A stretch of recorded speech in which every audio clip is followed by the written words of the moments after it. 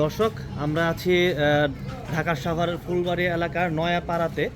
এখানে একটি দেখতে পাচ্ছেন একটা বসত ভিটা বসত বাড়ি পুরোপুরি ভেঙে গুড়িয়ে দেওয়া হয়েছে। স্থানীয় সন্ত্রাসী যারা আছেন তারা এই কাজটি করেছেন। দীর্ঘদিন ধরে এই জমি এবং এই বাড়িটি তারা দখল করার চেষ্টা করছেন। শেষ পর্যন্ত দখল করতে না পেরে তারা এরকম একটি তাণ্ডব চালিয়েছেন।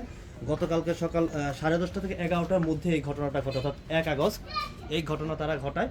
যতটুকু জানা গেছে, তারা একসময় আওয়ামী লীগের সাথে ঘোরাফেরা করতে, এখন এখানকার বিএনপির যারা নেতৃবৃন্দ আছেন, নেতা আছেন, তাদের সাথে তারা ঘোরাফেরা করছেন এবং তাদের শেল্টারে অর্থাৎ আশ্রয় প্রশ্রয় থেকে তারা বিভিন্নভাবে এরকম মানুষের উপর অত্যাচার করে, জুলুম নির্যাতন করে এবং বিভিন্ন জায়গায় ঘর বাড়ি জায়গা জমি দখলের চেষ্টা চালায়, তারা চাঁদা দাবি করে এবং এগুলো যখন না দেয় তখন তারা এরকম মানুষের উপর নির্যাতন চালায়। তার একটা জ্বলন্ত উদাহরণ হচ্ছে এই বাড়িটা।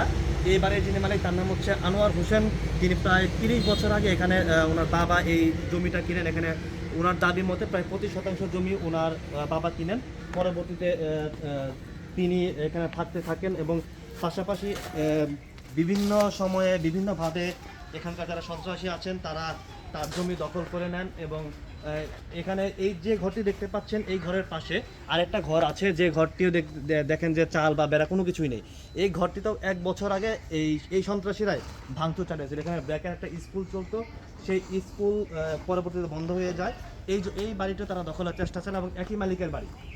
এই বাড়িটি দখলের চেষ্টা চালায়, সেটি করতে না পেরে তারা ভাঙচুর চালায়। ভাঙচুর চালানোর পর 1 বছরের মাথায়, অর্থাৎ 1 বছরের পরে তারা এই বাড়িটা, যেখানে তারা থাকতো আনোয়ার হোসেন তার পরিবার নিয়ে, তার 4 সন্তান নিয়ে, স্ত্রী সন্তান নিয়ে, এই বাড়িটা একদম গুড়িয়ে দিয়েছে। এবারে কোনো আসবাবপত্র থেকে শুরু করে কোনো কিছুই ঠিক নেই, কোনো কিছু নেই এবং বিভিন্ন আসবাবপত্র আমরা দেখতে পাচ্ছি পার্শ্ববর্তী যে নদী আছে সেই নদীতে ফেলে দেওয়া হয়েছে।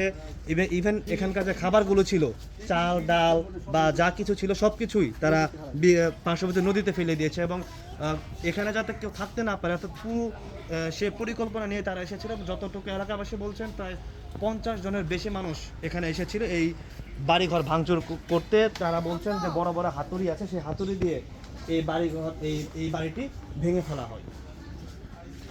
ভুক্তভোগী যিনি আছেন আনোয়ার হোসেন, তার স্ত্রী বলছেন যে ওই ঘটনার সময় আনোয়ার হোসেন এই বাড়িতে ছিলেন না। দেখতে পাচ্ছেন ভেতরের যে অবস্থাটা, যে ফার্নিচার থেকে শুরু করে কোনো কিছু অক্ষত নেই, কোনো কিছু অক্ষত এবং এগুলো ব্যবহারের একদম অযোগ্য হয়ে পড়েছে। এই বাড়িতে ফ্রিজ ছিল, যা ছিল সবই পার্শ্ববর্তী নদীতে ফেলে দেওয়া হয়েছে এবং এই বাড়িটি এখন আর ব্যবহার উপযোগী নেই এবং এই বাড়িটির ক্ষয়ক্ষতি তারা বলছেন যে কমপক্ষে 25 থেকে প্রায় 30 লাখ টাকার ক্ষয়ক্ষতি হয়েছে এবং আনোয়ার হোসেন কিন্তু পেশা একজন রং মিস্ত্রি, সামান্য রং মিস্ত্রি, তার পক্ষে এখন ঘুরে দাঁড়ানো খুবই কঠিন। আর সবচেয়ে দুঃখের বিষয়, ঘটনার 24 ঘন্টা পেরিয়ে গেলেও এখনো পর্যন্ত সাভার মডেল থানা পুলিশ মামলা নেয়নি। তারা মামলা নিয়ে তালবাহানা করছে এবং তিনি অভিযোগ করেছেন যে এই যে অভিযুক্তটি হেমায়তপুরা ট্যানারি ফাঁড়ির অধীনে আছে এবং ট্যানারি ফাঁড়ির আইসি তিনি আনোয়ার হোসেনকে বলেছেন যে যারা নেতৃত্ব দিয়েছে, অর্থাৎ যারা হুকুমদাতা, যাদের শেল্টারে এই সন্ত্রাসের এই কাজগুলো করেছে তাদের নাম বাদ দিয়ে শুধুমাত্র যারা ঘটনাস্থলে উপস্থিত ছিল তাদের নাম দিতে। এবং এই কারণে এখনও পর্যন্ত যতটুকু আমরা জানতে পেরেছি মামলা হয়নি। অর্থাৎ তাদের নাম যদি বাদ দেয়, অর্থাৎ যারা পৃষ্ঠপোষকতা করছে সন্ত্রাসীদের, যারা সন্ত্রাসীদের আশ্রয় দিচ্ছে, তাদের নাম বাদ দিলে হয়তো মামলাটা হয়ে যাবে, এতক্ষণে হয়েও যেত। কিন্তু এটি না হওয়ার কারণে শুধুমাত্র মামলাটা এখনও পর্যন্ত সাভার মডেল থানা পুলিশ এই মামলাটি নেয়নি। যদি এখনও পর্যন্ত আমরা সাভার থানার ওসির সাথে কথা বলতে পারিনি, তবে সার্কেল সহকারী অতিরিক্ত পুলিশ সুপার শাহিনুর কবিরের সাথে কথা হয়েছে।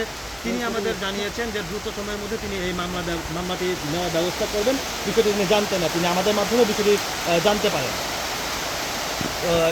আর এই মুহূর্তে এই বাড়ির অর্থাৎ ভুক্তভোগী আনোয়ার হোসেন তিনি সাভার মডেল থানায় গেছেন। যতটুকু আমরা জানতে পেরেছি তিনি সেখানে মামলা যাতে হয় সেই তিনি সহকারী অতিরিক্ত পুলিশ সুপারের সাথে কথা বলতে গেছেন।